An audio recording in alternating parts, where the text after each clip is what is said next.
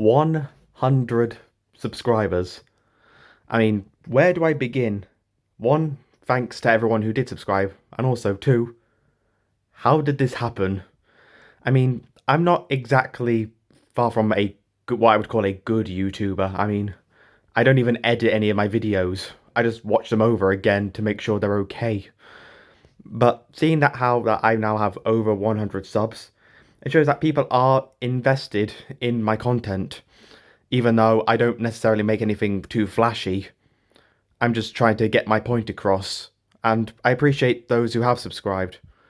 So I've prepared something a little special, involving this guy right here. This isn't a new hybrid. This is actually an existing hybrid, with my own little spin on it. The hybrid that started it all. The Indominus Rex 2.0. With a couple of differences. First one, this is a juvenile, not an adult. So it's smaller, more quadrupedal, but also faster and a lot more agile.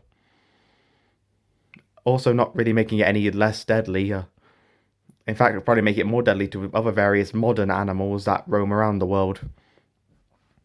And two, this creature is also in matte black, which I feel like gives it a much more intimidating appearance. Despite the fact that I wasn't initially going completely for the scary route. As you can see here with its eye colour. Its eye colour is actually directly taken from me because I have two different coloured eyes, one green, one brown.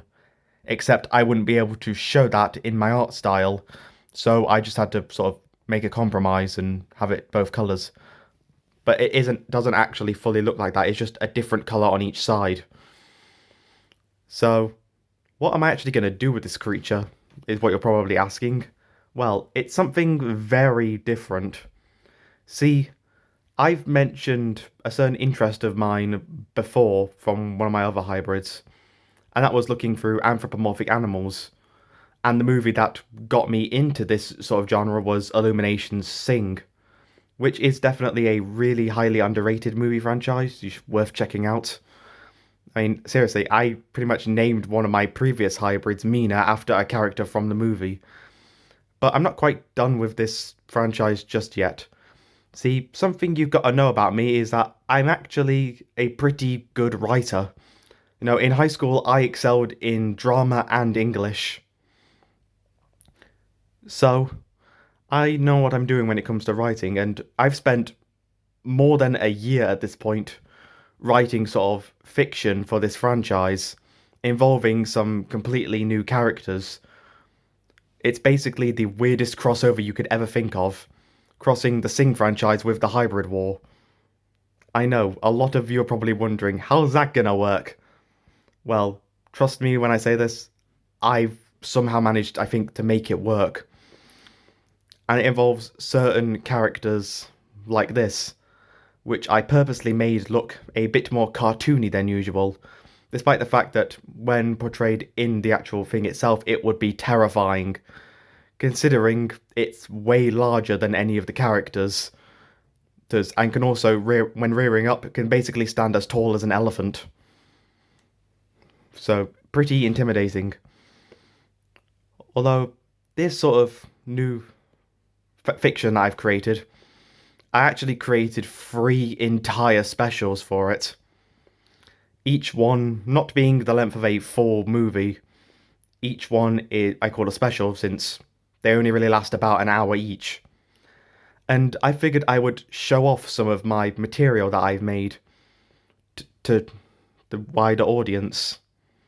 I don't really know if anyone's gonna necessarily like this, so I'm mainly just gonna start off with the first one, which will be released throughout 4 different parts.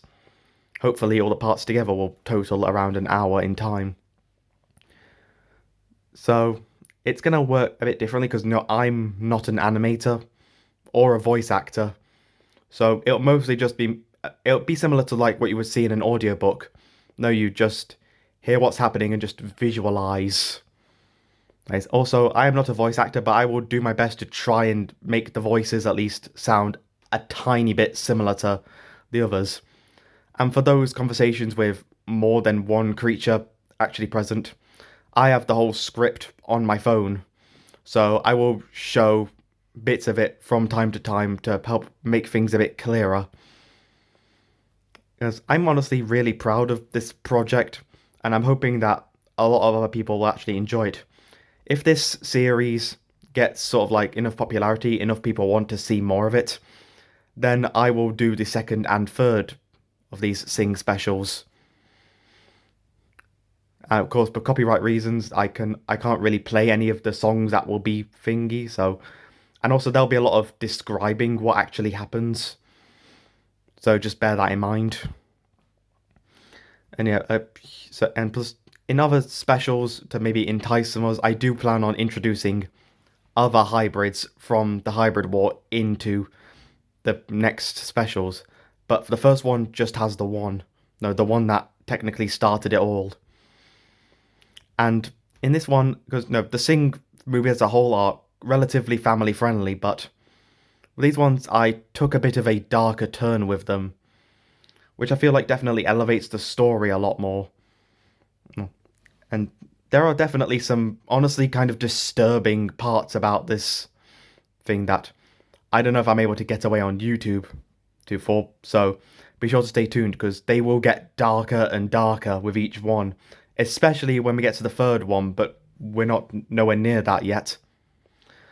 I do plan on showing these around next week, and I think of uploading one part per day.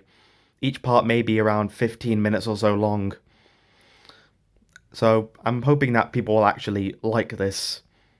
It's very different. I say that a lot, but it really is because I don't really know anyone else who would even think of doing this. But I think that this is interesting enough to showcase to a wider audience, shed some light on a sort of more forgotten franchise.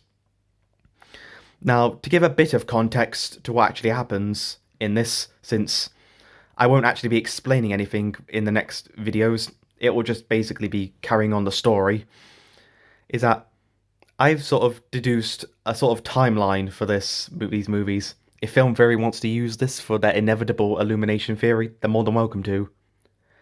I've deduced that the first Sing movie takes place sometime around early November, given all the Halloween posters that are still up in Moon's office.